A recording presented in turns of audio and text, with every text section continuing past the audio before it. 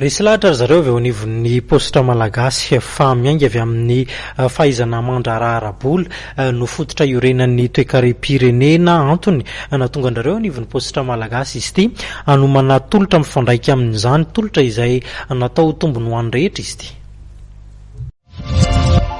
Resy lahatra ny positra malagasy fa anisan'ny fampandrosoana ny firenena dia miainga amin'ny fahaizana mandraraha ara-bola. Izany indrindra mahatonga anay eto amin'ity hetsika anankiray izay miopana indrindra amin'ny resaka fambolena sy fiompiana ity satria anisan'ny fampianarana ataon'ny positra malagasy ao anatin'ny atao hoe éducation financière ny fampianarana ny olona mikirakira vola amin'ny alalan'ny tahiry isan-karazany.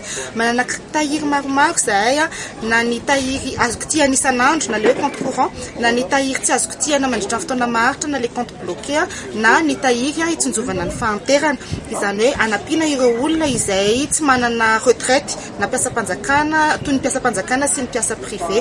Izany hoe tafiditra anatanjazany mpamboly sy mpiompy ireo mpiasa tena amin'ny lafiny isan-karazany.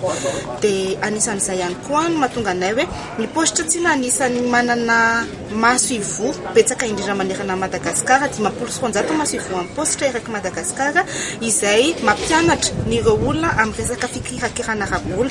Fantatsika tsara fa ambany dia ambany ny toana bancarisation eto Madagasikara dia azontsika atao zany hoe institution financière par excellence ny positra malagasy. Ny fanampiana voalohany indrindra dia izay resaka hoe fandraharana ara-bola izay satria ny tahiry atao amin'ny positra malagasy dia manana zana-bola manomboka amin'ny 400 ka hatramin'ny 9.500.